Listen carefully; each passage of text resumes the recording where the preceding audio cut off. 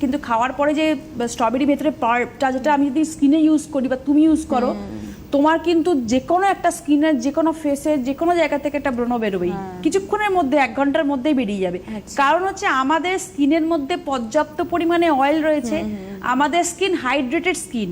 হ্যাঁ, যদি না আমরা ঠিক মতন প্রপার টেক কেয়ার করি, যদি না আমরা জল ঠিক মতন খাই, যদি না আমরা এই যে রাস্তায় রোদ্রে বেরোচ্ছি পলিউশনে আমরা ঠিক মতন ক্লিন করছি না, তাহলে কিন্তু আমাদের হাইড্রেট ব্যাপারটা নষ্ট হয়ে যায়।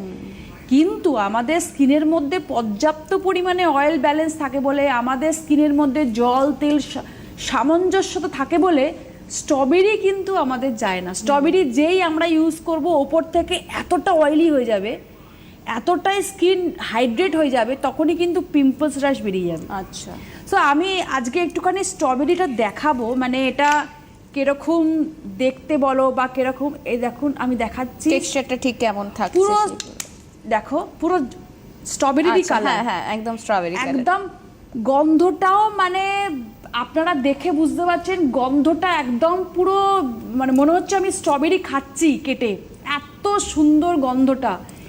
এই যে যখন আমি এটা ইউজ করবো, ধরুন আমি ফেসে ইউজ, আচ্ছা, এটা রাব করতে করতে একদম টেলিফোনে রয়েছেন কথা